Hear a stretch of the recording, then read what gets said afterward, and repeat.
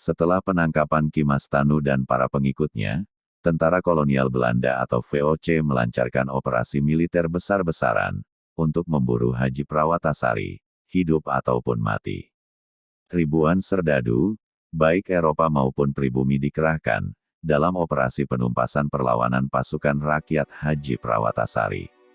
Selain itu, VOC pun menjanjikan uang Rp300 bagi siapa saja yang bisa membawa kepala Haji Prawatasari.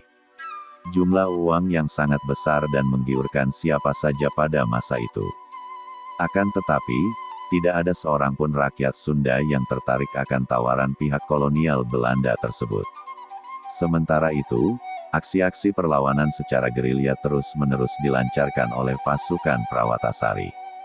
Mereka bergerak cepat, menghancurkan pasukan Belanda yang ada di daerah Karawang dan Priangan Timur.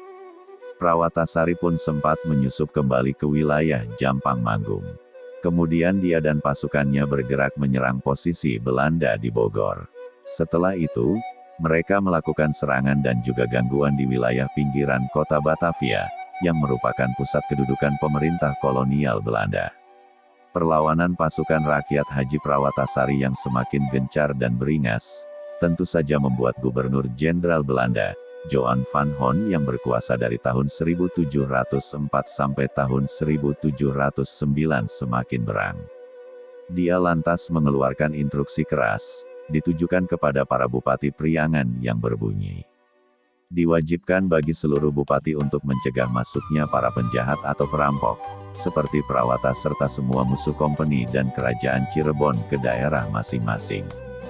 Diwajibkan pula untuk menyerahkan mereka hidup atau mati, kepada Pangeran Arya Cirebon atau penguasa kompeni di Cirebon. Jika tidak mengindahkan instruksi ini maka para bupati akan dihukum dan dipecat. Seruan Gubernur Jenderal Belanda itu, telah menempatkan Prawatasari dalam posisi berhadapan langsung dengan para penguasa Priangan, termasuk dengan sang kakak, Arya Wiratanu II. Tidak ingin menyusahkan para bupati dan rakyat yang diam-diam selalu mendukung perjuangannya, Prawatasari dan pasukannya menyingkir ke wilayah Kertanegara di Banyumas. Para serdadu VOC pun bergegas memburu Prawatasari, menuju tempat yang sekarang masuk dalam wilayah Kabupaten Purbalingga tersebut. Dan pada tahun 1706, pasukan serdadu VOC pimpinan Kapiten Zakarias Bintang, berhasil memukul mundur pasukan kecil Prawatasari dari Kertanegara. Prawatasari dan pasukannya pun bergerak mundur dari Kertanegara, dan menyingkir ke Bagelen, suatu wilayah yang terletak di Purworejo.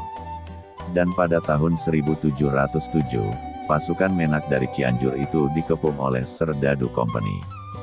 Dalam kondisi yang sudah sangat terdesak, Prawatasari memerintahkan para pengikutnya untuk menyelamatkan diri masing-masing.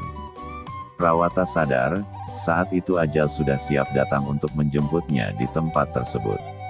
Akan tetapi para pengikutnya menolak, dan memilih untuk bergabung melawan serdadu penjajah Belanda. Pada tanggal 12 Juli tahun 1707, Bagelen menjadi saksi, Rana Mandala, di mana Haji Prawatasari dan para pengikutnya yang tersisa, memilih untuk melakukan pertarungan puputan, sampai titik darah yang penghabisan.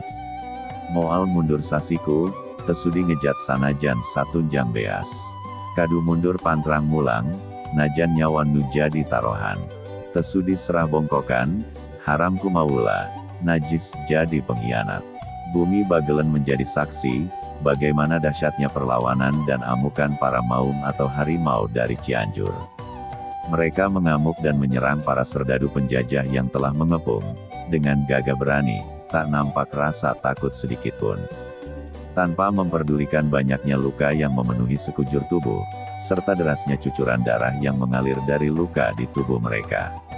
Haji Prawata dan para pengawalnya terus melawan dan mengamuk, hingga pada akhirnya, para maung dan ksatria Tatar Sunda itu, tumbang dan gugur satu persatu, dalam posisi saling melindungi. Menak, atau bangsawan Tatar Sunda, yang berparas sangat tampan dan masih membujang tersebut, pada akhirnya, memilih perlaya dan binasa di medan laga, dalam usia sangat muda, 28 tahun.